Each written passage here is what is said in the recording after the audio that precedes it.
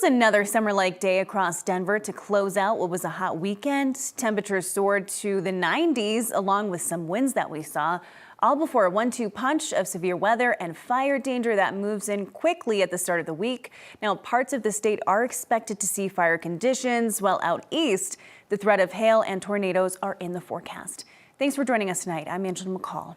Now let's get out to meteorologist Corey Reppenhagen with more on the very active start to the week that could come as early as tomorrow, Corey. Yeah, we are going to turn our attention from the heat to the hail tomorrow, and we already kind of got a little bit of a preview today. We had some very strong dry microbursts across the Denver metro area. A few storms on the board tonight, including this ripper of a storm just over the state line along Interstate 80 near Sidney, Nebraska. Look at all the lightning strikes, and there is a flash flood warning in progress there for a lot of rain that came down in a short amount of time. And look at this little guy down here in the Arkansas River Valley near La Junta, just north of La Junta. That was a sweet looking storm. This was just as the sun was going down. Look at the anvil of that thunderstorm just spreading out. This wasn't too strong of a storm, but it was just individual out there. So very kind of a pretty looking sunset there with that storm. And the risk for thunderstorms are going to get bigger and more intense tomorrow. Level 2 threat across the eastern plains, and the Front Range could be included in that hail threat. So I'll have to detail that for you coming up in the full forecast. And then right back into the heat after that one stormy day tomorrow. 94 is our forecast. 95 is the record. So we could be talking about record heat, and then it'll stay warm all the way into next weekend. I'll talk about all that stuff coming up. The full forecast is just in a few minutes away. A Northeast Denver shooting that killed a 14-year-old and left a 15-year-old facing charges has kept a popular rec center closed for weeks. Tomorrow, the Montbello Rec Center will reopen to the public, but before that, community came together. 9 News reporter Rachel Krause is here after talking with community leaders there. Rachel? Yeah, family and community members of the Montbello neighborhood joined police, city leaders, and youth violence advocates in coming together for a healing circle. They're hoping the event and the 2-week closure of the rec center gave people a chance to grieve while recognizing the center's reopening is vital for that neighborhood. This is a vital part of the community. It needs to be open, but we have to get the resources that this community, and more importantly, that these kids need. For 2.5 weeks, the Montbello Rec Center has sat empty. Closed after 14-year-old Mikhail Payne was shot and killed inside. A 15-year-old has been charged. I mean, obviously we have a very young suspect, a very young victim. You know, those families are forever changed, and so that's particularly impactful. And then just, happening inside the rec center is something that's not happened before. Since then, the popular facility on Denver's northeast side has been shuttered. It just hurt my heart. Kamal Martinez, known as DJ K-Tone, runs a music nonprofit working with the community. He says this is his rec center. He knows it's needed. I see kids come here every day who, like, this is all they have. They come here after school. I watch them grab the meals off the counter because that's all they have to eat. You know what I mean? Sunday afternoon, family leaders and community gathered for a healing circle ahead of the rec center reopening Monday. Jason McBride says it's not enough. Look, when the doors open tomorrow, the number one thing that is needed in this facility is mental health help. We had a kid shoot someone in the head, and if we don't think it's important to address that, because there's probably other kids out there that are with that same mind state, we've got to do more. We're failing these kids, and we have got to start before we lose another one.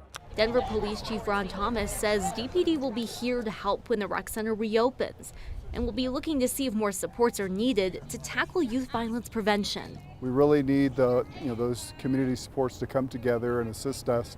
This is certainly not a problem that we can arrest our way out of. I think we should have security in place up here for sure, but we have to take care of our own. At the end of the day, we have to take care of our own. This is our neighborhood, our people. These are our children that come here. Denver Parks and Rec says after the shooting, staff have been connected to counseling. McBride hopes to see that offered to kids at the center too, to help them process what they saw. He says more resources, mental health supports, and violence interrupters will be critical now. Parks and Rec says Montbello will reopen at the same time that summer programming begins. Rachel Krause, 9 News. Thanks so much, Rachel.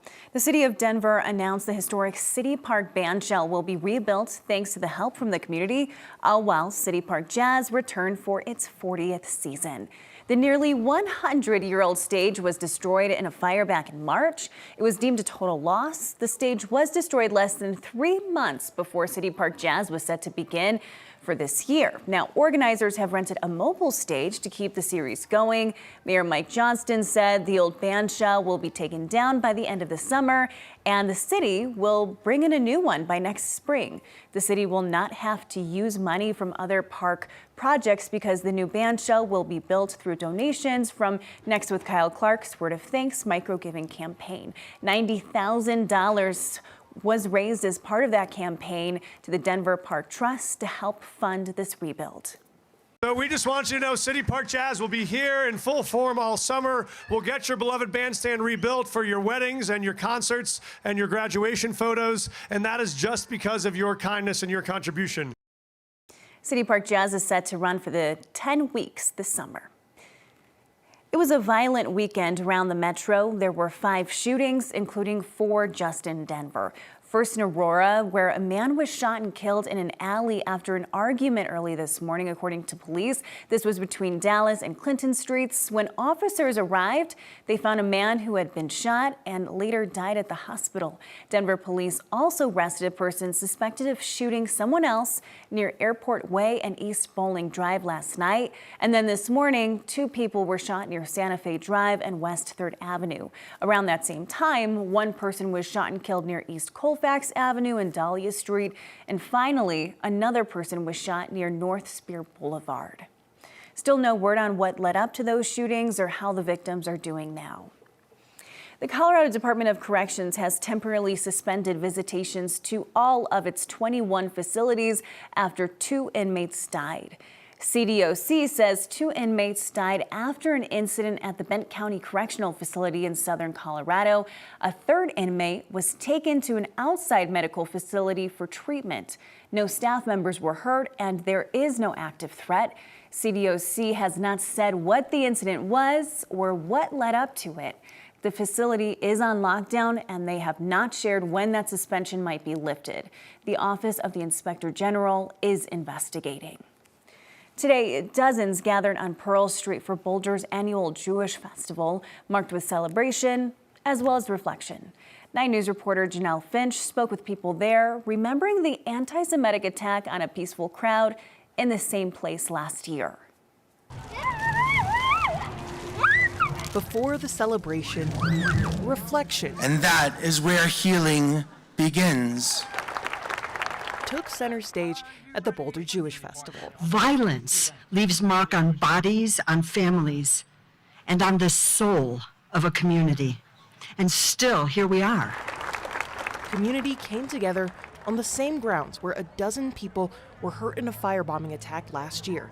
One woman, Karen Diamond, died from her injuries. May her memory be a blessing. June 1st, 2025 hasn't been forgotten by Boulder Jewish Community Center Executive Director Jonathan Lev. Jewish tradition teaches us about holding space for grief and mourning and also moving from that into joy. We're here together. In the space held for mourning, survivors spoke. In an instant, everything exploded. I remember the crash, the rush of wind, the terrifying heat rising up my back. Memories were cemented. It is over there where the event happened. It's important that you know where it happened, and it will be there. The idea is for all time. And together, they moved into joy. Lev says grief doesn't go away when the music starts. I think it's going to be something that's always sitting with us. There's a piece of us that's a little bit broken. And at the same time, what we've been doing is finding opportunities to come together as a community. Jewish people in Boulder know the importance of reflection, and there's power in celebration, too. Thank you for keeping us alive, for sustaining us, and for allowing us to be right here, right now, celebrating Jewish life in Boulder, Colorado. That was Janelle Finch reporting. June 14th will mark 1 year since Karen Diamond's death. Rabbi Mark Soloway says in her final days, she called on her community to keep making sure love was louder than hate.